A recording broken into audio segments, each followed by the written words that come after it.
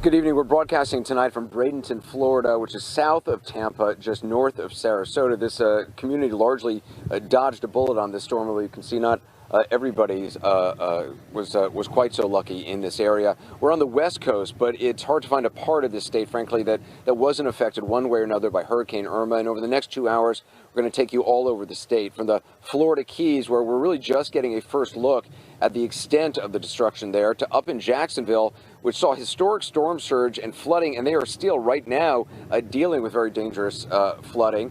Irma storm winds are hitting Atlanta right now. So far, there's one confirmed storm-related death in Florida, which is a single-car accident in Orange County, but sadly, the death toll likely will mostly rise. And the full extent of the damage, frankly, that won't be known for days. There's, of course, the immediate issue that so many Floridians are dealing with right now, lack of electricity. Millions are still without power, but as we've seen all over the state, the people here may be without electricity, but they are certainly not without their strength. Irma's fury, leaving a path of destruction not seen in Florida in decades. The storm knocking out power to millions. I've been here for, 22 years? I've never seen nothing like it.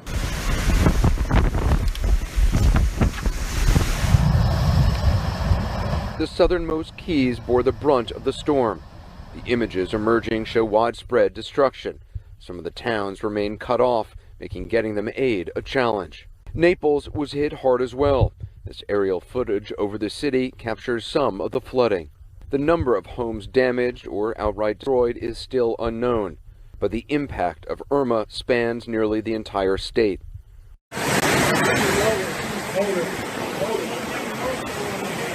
Many first responders had to remain off the streets during the storm, but quickly got to work as soon as possible. They rescued 50 people from a Riviera Beach apartment complex after the roofs partially blew off 2 of the buildings, according to the city's mayor. And amidst the chaos, a healthy baby girl was born, thanks to the help of the Coral Springs Fire Department.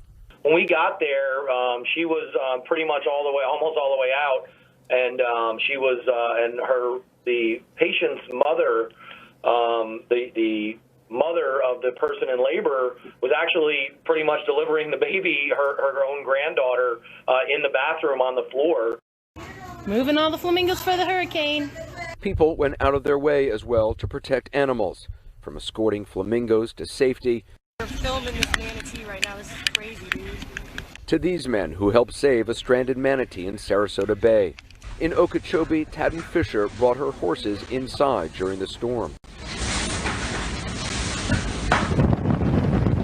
As Irma moved north, it brought record-breaking flooding to Jacksonville, water levels surpassing the previous held record set in 1964.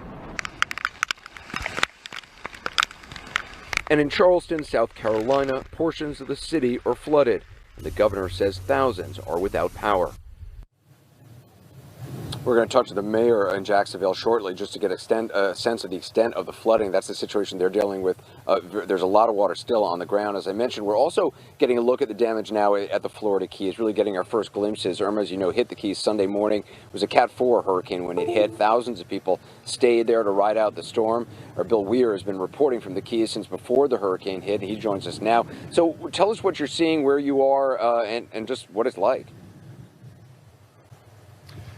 You know, Anderson, the sky today turned from black to blue, paradise blue, and the mood turned from anticipation and then fear of the storm to just utter shock and heartbreak as you see what's left of so much of the Florida Keys. This is the Seabreeze mobile home park here in Plantation Key, about mile marker 87, about 60 miles north of where the eye of the storm. So it gets worse the farther south you go. You just can't get down there.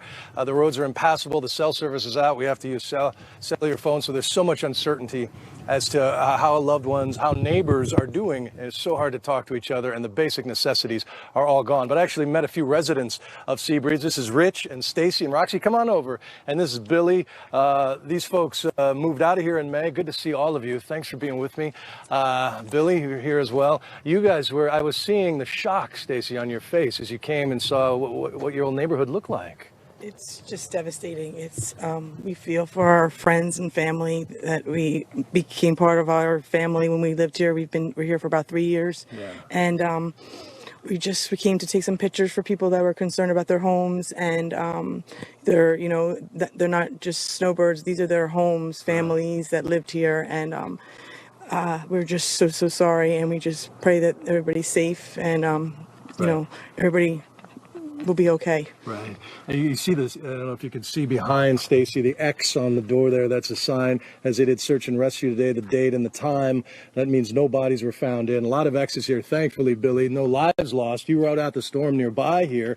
Your family has been in this neighborhood since Donna blew ashore, basically, in 1960, right? What is it like seeing your home scattered everywhere? Yeah, it's devastating. We were right on the ocean front there, and so there's nothing left. It's completely gone.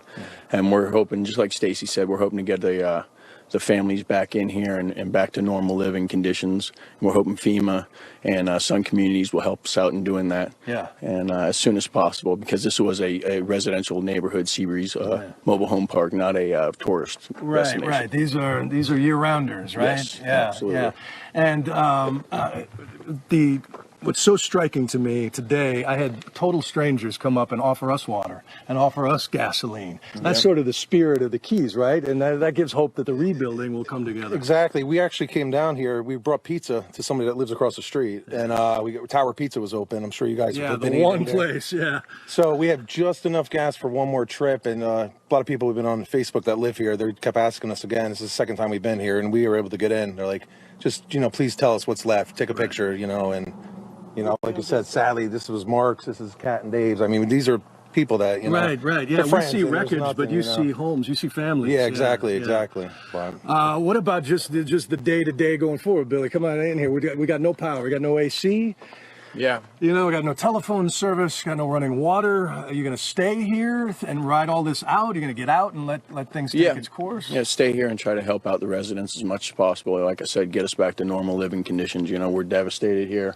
We still have probably about 50% of the building still standing. Yeah. But other than that, everything else is off its foundation. And so we're just hoping to get back to normal living conditions. Hopefully FEMA and Sun Communities will help out Seabreeze Mobile Home Park and get us back on our feet. Sun Communities, a big multinational that I heard bought a bunch of mobile home parks recently. So it's up to them to either turn this into condos or give the trailers back to the folks who've been here forever. Yeah, and we're hoping that doesn't happen. That's their decision, just to give it back to the people who've been here. These are people that work at the local restaurants, bars, or, the dock master across the street at the park. It's a community. And hopefully it can return to, community. Well, our hearts go out to all of you, and I know our viewers do as well. And so thank you for talking to us and be so hospitable. Thank you. Good luck. Godspeed going forward. Anderson, just a little sample of just a couple families are still reeling for what Irma wrought. I'll send it back to you. Yeah. Bill, I was watching you walk around earlier today when I was seeing some of your reports, and one of the things that really struck me was just kind of the silence that exists. You hear the wind coming off the water, but you don't hear cars. You don't hear the usual sounds of a community alive. You hear things that are broken. You hear a storm drain, a storm gutter that's scraping on the street. All the sounds of kind of wind whipping through the metal and the residue of people's homes. It's such a surreal and kind of sickening sound. It is. It strikes me. I've covered a few, disasters, and one of the pieces of the soundtrack is always there are car alarms or home alarms just sounding to no answer. And you walk through a neighborhood like this and you see children's coloring books on the ground. We found a box of family photos, and you imagine, what this place, how it would sound like, full of life, right? But at the same time, we also heard the sound of the cavalry coming. We saw first responders from LA Fire Department rolling down US 1, Miami-Dade.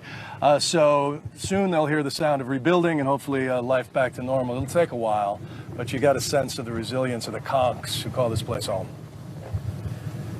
Yeah, well, Bill, we appreciate you being there and wish everybody there the best. Key West has been cut off. We hadn't heard really from many officials there until just before air. I spoke on the phone with Key West City Manager Jim Scholl. Jim, how are things on the island? How are residents doing? We're doing reasonably well, considering that we had a Cat 4 make landfall just 20 miles up the road. It was a lot of devastation, but mostly as the mayor told you, vegetation and the